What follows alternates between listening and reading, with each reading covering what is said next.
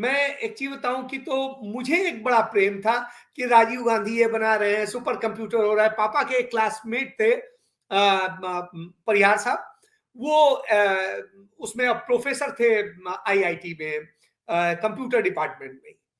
तो उनके पास मैं चला जाया करता था, पूछता था कि चाचा कैसे सुपर कंप्यूटर जो राजीव गांधी कह रहे हैं कैसे बनेगा, वो दिखाते थे और वो करते थे कि देखो ऐसे है ये है। तो उस दौर में उन्हीं के उसमें, क्योंकि कंप्यूटर घरों घरों में तो होते नहीं थे, हमारे यहाँ तो था नहीं।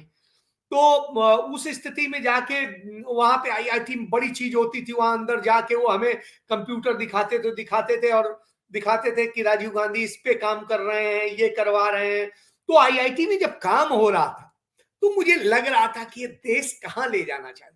तब उन्होंने बताया कि किस तरीके से देश को क्या बनाना चाहते हैं राजीव।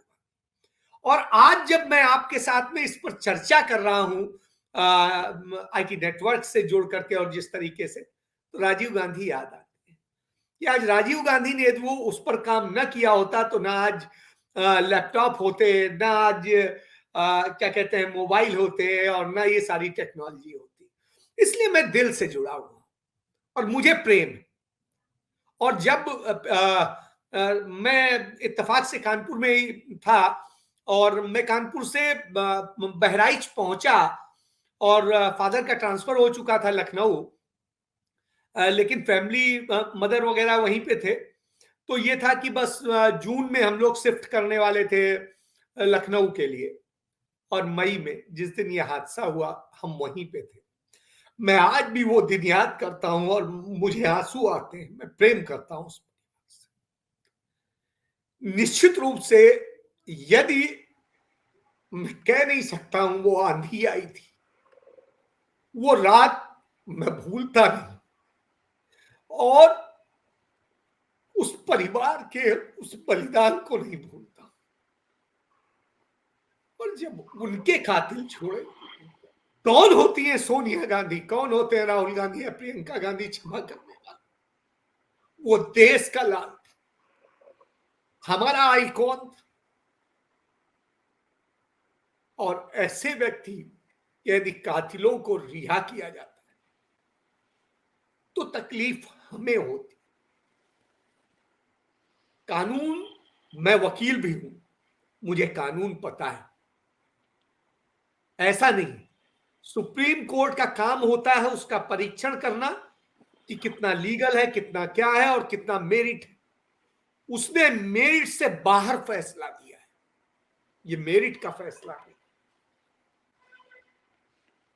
और मेरिट का फैसला होता तो मैं उसको मानता। निश्चित रूप से एक निर्दोष को रिहा किया जाना चाहिए, लेकिन दोषी बचना भी नहीं चाहिए। 2-3 दिनों से अन्याय की खबरें आ रही हैं। दिल्ली में निर्भया से भी ज्यादा बीभत्स कांड की जो बलात्कारी थे उनको सुप्रीम कोर्ट ने रिहा कर दिया। और मैंने जजमेंट पढ़ा, मुझे शर्म आई सुप्रीम कोर्ट के उन जजेस के ऊपर जिन्होंने जजमेंट लिखा।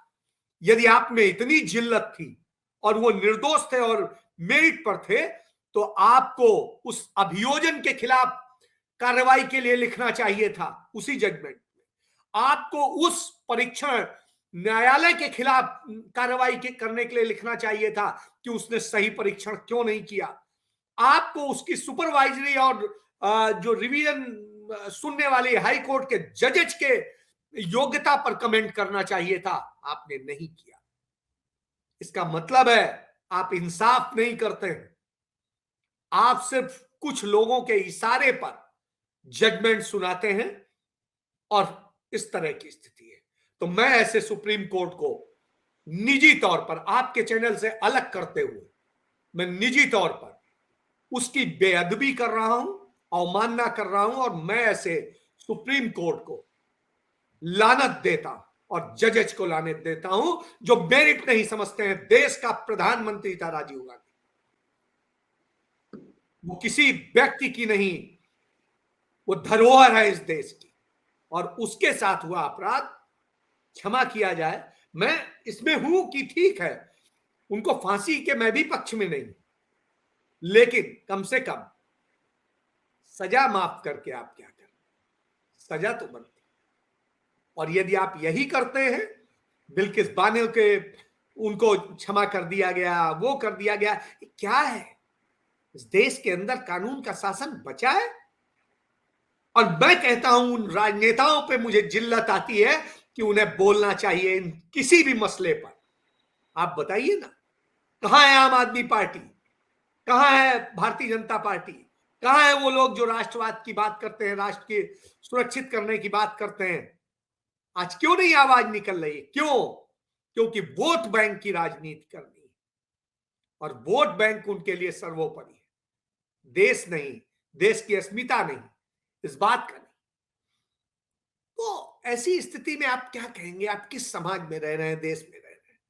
शर्म आती है मुझे, और आज मैं शर्म महसूस करता हूं कि मैं उस देश में हूं आज, जिस देश को मैं प्यार करता हूं, लेकिन उस देश को जो बना दिया गया है वो अन्यायी बना दिया गया है, बलात्कारी बना दिया गया है, हत्यारा बना दिया गया है, आतंकी बना दिया गया है, नफरती बना दिया गया है। और ऐसे देश में निश्चित रूप से शर्मनाक, और ये हमारी पूरी व्यवस्था के लिए, न्यायपालिका के लिए, हम सभी के लिए जो मानवता को मानते हैं उनके लिए शर्मनाक। और आप हमसे जुड़े रहने के लिए सब्सक्राइब करें YouTube पर, फॉलो करें Twitter पर और लाइक करें Facebook पर। और ज्यादा जानकारी के लिए आपको टाइप करना होगा सिर्फ न्यूज़ नशा।